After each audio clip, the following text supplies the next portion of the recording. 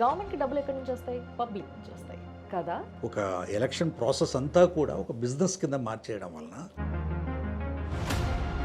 సినిమాల్లో మేము చూసినప్పుడు ఒక ఐఏఎస్ ఆఫీసర్ని మర్యాద ఇవ్వకుండా పొలిటీషియన్స్ మాట్లాడడం చూపిస్తూ ఉంటారు. యాక్చువల్గా ఈ ప్రెషర్ ఉంటుందా నిజంగా ఐఏఎస్ ఆఫీసర్ల పైన?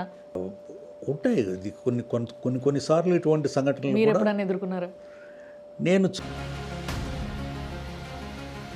ఫ్రీ ఇస్తే మనం గెలుస్తాము అనే దీంతో ఫ్రీ ఇస్తూ గెలుస్తున్నారు అండ్ అది కంటిన్యూ చేస్తున్నారు. దీనివల్ల రాష్ట్రానికి ఎంతవరకు మంచిది అని? Governments are not there to distribute money. Distribute money అయితే మనుషులు ఎందుకు, అధికారులు ఎందుకు, రాజ్యాంగం ఎందుకు, అది ముఖ్యమంత్రి ఎందుకు?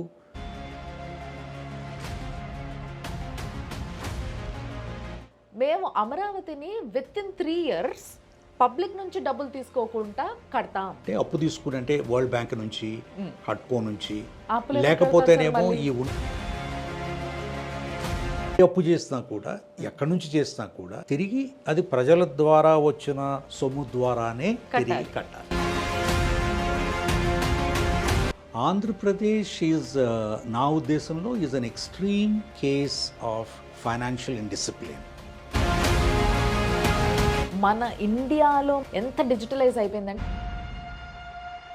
భూ వ్యవస్థలో చాలా సమస్యలు సృష్టించడానికి ఈ డిజిటైజేషన్. ఈ రూరల్ నక్సలిజం పోయి అర్బన్ నక్సలిజం వచ్చింది.